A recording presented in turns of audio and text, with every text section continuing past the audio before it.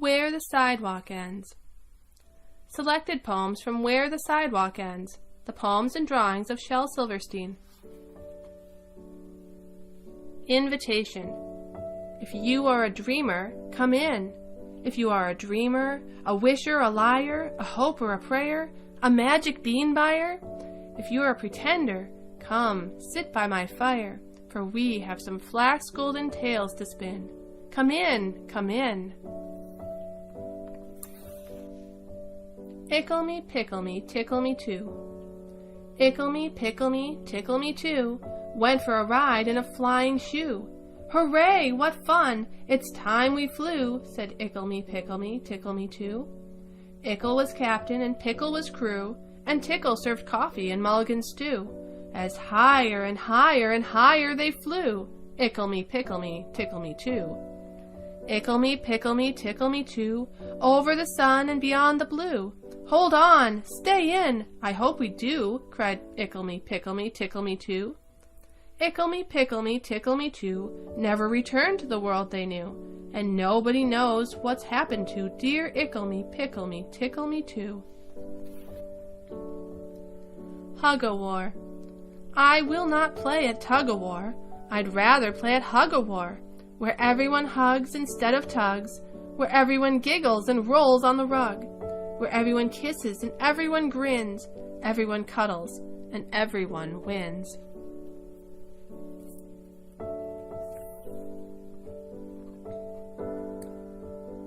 Listen to the mustn'ts. Listen to the mustn'ts, child. Listen to the don'ts. Listen to the shouldn'ts, the impossibles, the won'ts. Listen to the never-haves. Then listen close to me. Anything can happen, child. Anything can be. Pancake? Who wants a pancake, sweet and piping hot? Good little Grace looks up and says, I'll take the one on top. Who else wants a pancake, fresh off the griddle? Terrible Teresa smiles and says, I'll take the one in the middle. True story. This morning I jumped on my horse and went out for a ride, and some wild outlaws chased me, and they shot me in the side. So I crawled into a wildcat's cave to find a place to hide. But some pirates found me sleeping there, and soon they had me tied to a pole and built a fire under me. I almost cried, till a mermaid came and cut me loose and begged to be my bride. So I said I'd come back Wednesday, but I must admit I lied.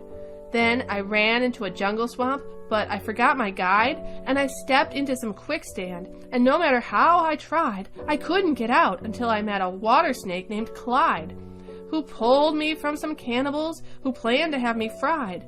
But an eagle came and swooped me up, and through the air we flied. But he dropped me in a boiling lake 1,000 miles wide, and you'll never guess what I did then. I died. Hector the Collector.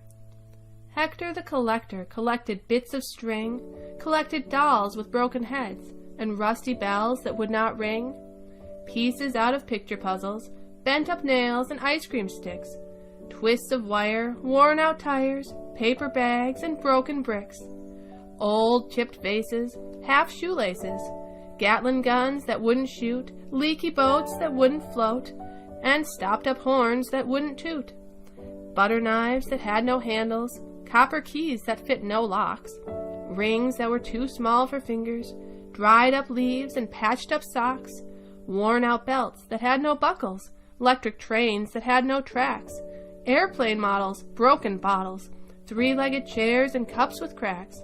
Hector the Collector loved these things with all his soul, loved them more than shining diamonds, loved them more than glistening gold. Hector called to all the people, Come and share my treasure trunk. And all the silly, sightless people came and looked and called it junk. Where the Sidewalk Ends. There is a place where the sidewalk ends, and before the street begins, and there the grass grows soft and white, and there the sun burns crimson bright, and there the moonbird rests from his flight to cool in the peppermint wind. Let us leave this place where the smoke blows black, and the dark street winds and bends, past the pits where the asphalt flowers grow. We shall walk with a walk that is measured and slow, and watch where the chalk-white arrows go to the place where the sidewalk ends. Yes, we'll walk with a walk that is measured and slow, and we'll go where the chalk-white arrows go, for the children they mark and the children they know the place where the sidewalk ends. Sarah Cynthia Sylvia Stout would not take the garbage out. Sarah Cynthia Sylvia Stout would not take the garbage out. She'd scour the pots and scrape the pans, candy the yams and spice the hams, and though her daddy would scream and shout, she simply would not take the garbage out. And so it piled up to the ceilings: coffee grounds, potato peelings, brown bananas, rotten peas, chunks of sour cottage cheese.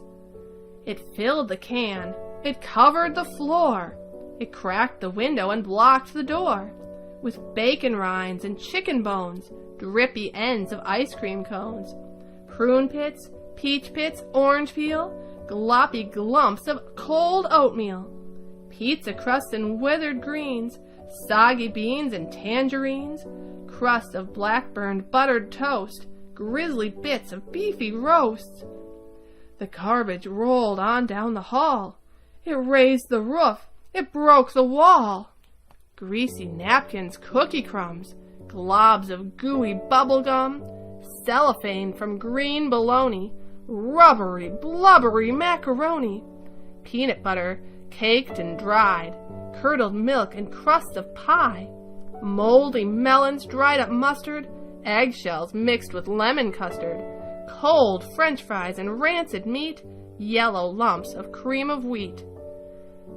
At last the garbage reached so high that it finally touched the sky, and all the neighbors moved away, and none of her friends would come to play. And finally Sarah Cynthia Stout said, "Okay, I'll take the garbage out." But then, of course, it was too late. The garbage reached across the state, from New York to the Golden Gate. From there in the garbage she did hate, poor Sarah met an awful fate that I cannot right now relate, because the hour is much too late. But children, remember Sarah Stout, and always take the garbage out. Invisible Boy.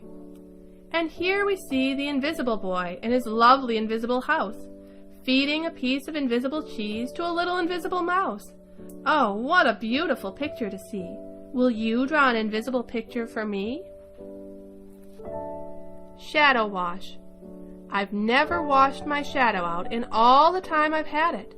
It was absolutely filthy, I supposed, and so today I peeled it off the wall where it was leaning and stuck it in the washtub with the clothes.